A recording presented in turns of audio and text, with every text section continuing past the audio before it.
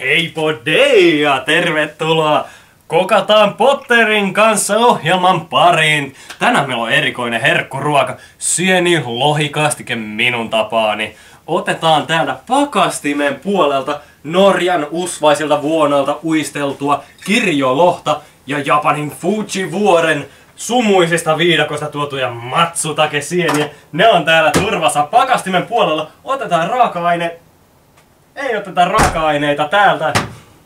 Ei ne sienet ja lohi on niin tärkeitä tässä keitoksessa, että... Siis senhän piti olla sieni lohi kastike. Tää on pelkkä kastike. Tässä pakastimessa on ruumis. Eiköhän lähdetä tonne keittiön puolelle. Siellä nähdään sitten miten tämä kastike syntyy. Sieni lohi keitto. Kastike. Vittu. Norjalainen vuonolta vittu puolelta sieniä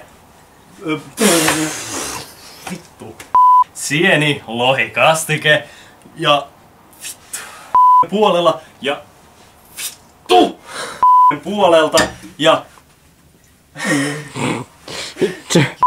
tervetuloa Kokataan Potteriin. Otamme pakastimen puolelta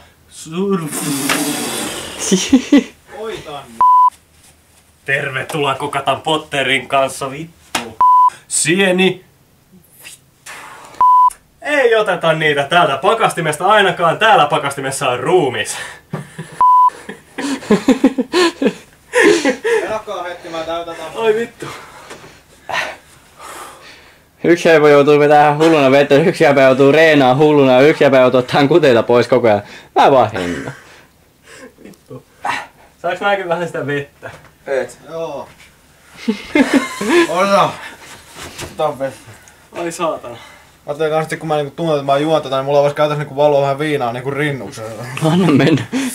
Niin. Ai saatana mun selkä. Mä en tiedä miten mä sen. Oh. No, mä vaan pakittaa autoa sun päälle. Making of Kokataan Potterin kanssa. Ai saatana mun selkä tasavaltaa. Ai vittu. Kokataan Potterin kanssa.